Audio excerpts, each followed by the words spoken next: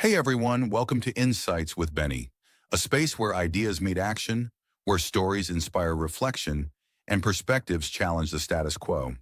Whether you're here for clarity, challenge, or quiet wisdom, this is your place. Today's episode is titled, When the Wind Owns the Sail.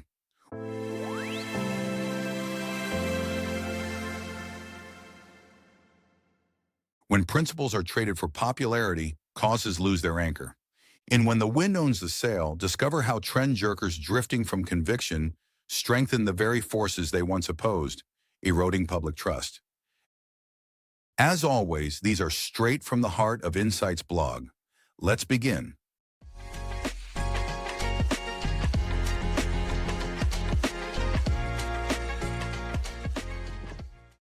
Sold to the wind.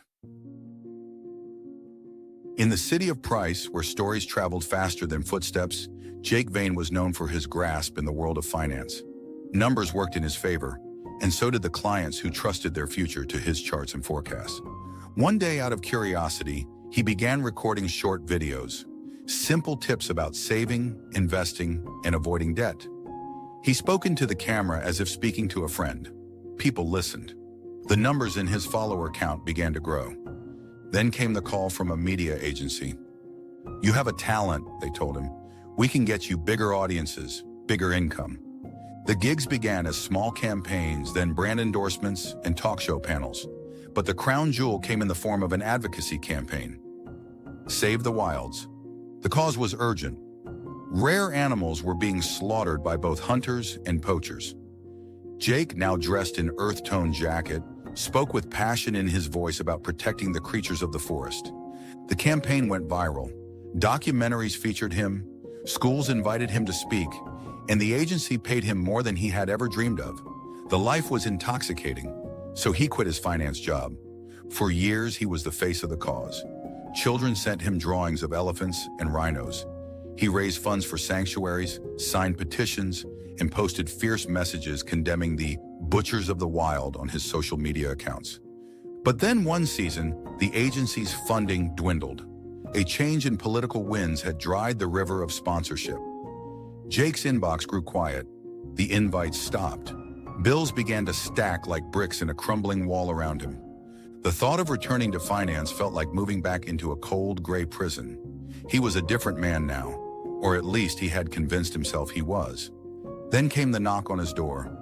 It was the Hunters League, the very people he had spent years denouncing. They had seen his decline. "You have influence," their leader said. "We can make use of it. You'll tell our story, the truth about our way of life. We'll pay you well." Desperation dulled the edges of his conscience. He agreed. Soon Jake was online again, smiling beside men in camouflage, praising sustainable hunting and the ancient rights of the hunt. The audience who once cheered his rants against hunters now watched in confusion. Comments flooded in. "What happened to you? Didn't you call them criminals?" Jake said nothing. Yet the irony is profound. He sees himself as a man of principle. In his world, he stands firm and speaks with passion about what he believes. To him, that is proof that he is true to himself, even if the self he is true to kept shifting. Meanwhile, the hunters and those who enjoyed their game adored him. Invitations poured in. Payments followed. Even the poachers, sensing an opportunity, began offering him gigs to clear the air about their work and how they were also feeding communities. He accepted those too. From the outside, Jake looked alive again. Busy, booked, smiling in every post. But inside, he was hollow. His soul felt like a theater that had been emptied after the final act. Its stage now leased to whoever could pay the rent. It has a theater owner so desperate, he would rent the stage by the minute to street hawkers. And in the quiet moments, darker questions whispered in the minds of those who still remembered the man Jake used to be. Why does he do this? Does he have a soul? What comes next? Would he, if the money was right, stand in the square and praise the raiders who stole the meat from the very hunters he now defended? He could argue that, after all, the raiders shared their spoils with the hungry.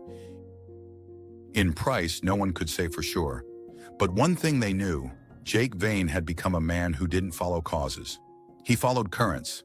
And currents, like trends, change without warning. A talent adrift. If you don't stand for something, you'll fall for anything. Malcolm X. Jake Vane's story began as a talent meeting opportunity, a gifted analyst with the trust of clients who stumbled into public visibility. The real turning point wasn't fame, it was the pivot. He shifted direction because of an offer, driven by necessity rather than principle. As a result, performance replaced purpose. The stage was still his, but the script was for sale. That journey exposes a modern pathology, trend jerking. The act of seizing causes not from conviction, but from the pull of crowds, sponsors, and the spotlight. Jake's story illustrates how easily a talent can be captured by external interests, and how quickly a cause can be reduced to mere content. It illustrates how passion, without guiding values, can drift. When offers steer a stance, the wind owns the sail. The anatomy of the drift.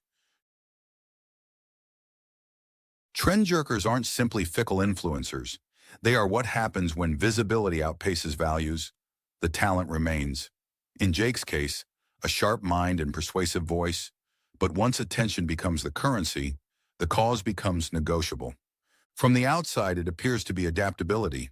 However, on the inside, it's a lack of stability. Jake began in familiar territory, producing financial content. The problem was not branching out, but going all in on a new area and abandoning what he knew.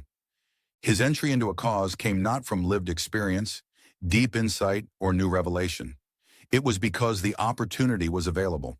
Jake's credibility in finance earned him a platform. The wildlife campaign handed him a script. Without roots, influence rests on stage props. If Jake had ventured into the financial side of wildlife conservation, or entered the wildlife campaign space while still anchoring his core work in finance, the drift might never have occurred. He would have had a natural fallback, and returning to finance content would have been an easy and credible shift. Jake's story is a cautionary tale of a dangerous pattern in the online world. Individuals spot topics that draw attention and quickly dive in with little understanding of their complexities. They pursue impressions, likes, and comments, especially on emotive and controversial issues that thrive on crowd appeal, without forming genuine convictions. Like Jake, many hop from one trending topic to the next, not as a natural progression, but purely to capture a new audience, reshaping their stance each time the crowd changes. Another hallmark of trend jerkers is stance shopping, by adopting and discarding positions like gigs. When support shifts, so does the stance, not because of new evidence, but because a different audience is paying attention. Jake didn't evolve his view on conservation. He switched sides to match the payout. Trend jerkers allow performance to replace practice. True conviction fuels the work of advocacy. Performance chases optics, panels, high-profile appearances, viral posts. Over time, identity becomes sponsor-focused. Jake's rhetoric slid from butchers of the wild to ancient rites of the hunt, mirroring his new supporters' appeal and preference. The drift in stance is usually bound together by self-justification. Passion is mistaken for principle. I feel this strongly now, so it must be right. Rhetoric lines drawn for applause are used, which shatters when incentives change. If the next loudest buyer can purchase the platform, the earlier stance is revealed as a costume. Jake's pivot exposed an existing emptiness within him, a lack of movement without a compass. This doesn't mean people can't change, but genuine growth is slower, accountable, and transparent. It begins with honesty, which says, here's what I learned. Here's what I got wrong. Here's what I'm doing differently. When opportunity outruns origin, when the crowd ghostwrites, and when metrics masquerade as morals, advocacy becomes a theater. The skepticism it breeds doesn't just harm the performer. It burdens every honest voice that follows. The damage beyond the drift. The damage from trend jerking runs far deeper than a tarnished public image or a passing controversy. Its effects ripple outward, touching the individual, the causes they champion, and the wider society. These consequences can be seen on three fronts: to the person, to genuine causes, and to society at large. to the person. The cost begins with identity fragmentation. Selling contradictory scripts forces constant rationalization and emotional compartmentalization. The result is a performer with a full calendar and an empty core, like a theater still lit but with nothing true being staged. Over time, this hollowness breeds emotional distress and quiet indignity as purpose gives way to survival performance. Sustaining a false narrative requires constant self-deception, which corrodes self-esteem and creates deep inner conflict. If that tension is left unresolved, it can lead to self-destructive coping behaviors. In Jake's case, the strain might drive him to lash out, turning petty or combative towards Save the Wilds and even unrelated groups. Instead of focusing on promoting the Hunters League, his energy would spiral into attacking anyone perceived as an adversary. And, as with any conflict left unchecked, such battles inevitably harm bystanders and claim innocent casualties. To genuine causes, the harm is structural. Complex problems are reduced to marketable soundbites. What is solvable becomes merely sellable. Genuine grassroots work, the kind that doesn't Photoshop well, is starved of attention and resources. At the same time, high-visibility optics dominate the market. In some cases, the fallout from Jake's own internal battles causes further damage. The flaws he publicly assigns to Save the Wilds end up staining the public image of every similar cause. This fuels a cycle of credibility collapse. Each public U-turn teaches audiences to view advocacy with cynicism rather than trust. The next honest voice to speak out inherits suspicion, tainted by the memory of Jake's opportunism. As a result, focus shifts from interventions that achieve real change to those that merely look good on stage or screen. To society, especially in contexts of gilded deprivation, the danger is profound. In such environments, elites maintain systemic inequality and neglect through carefully constructed appearances of progress.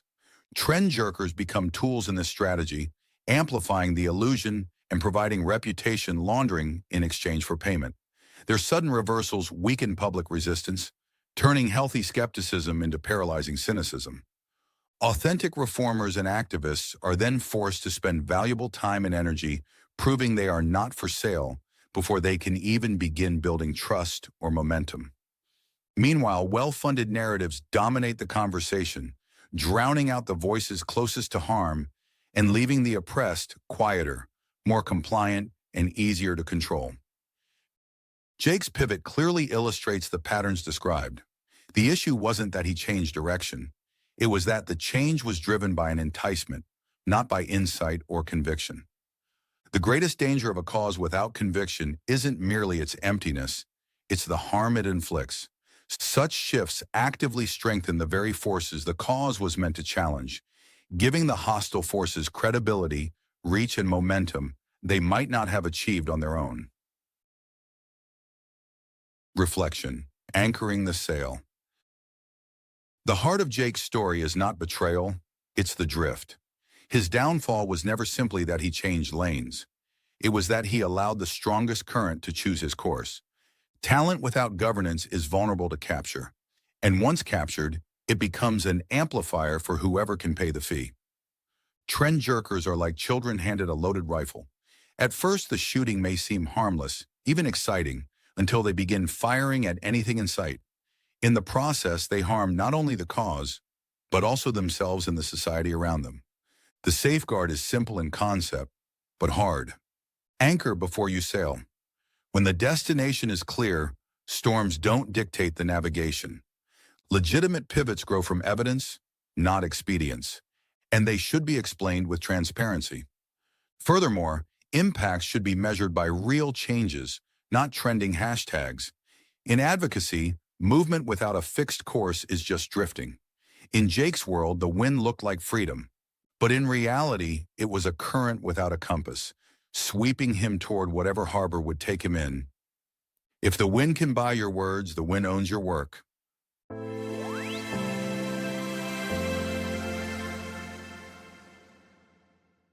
I'd love to hear your thoughts. Share them on social and tag me. Please subscribe to my channels, like, share, and help spread the message. Until next time, stay reflective.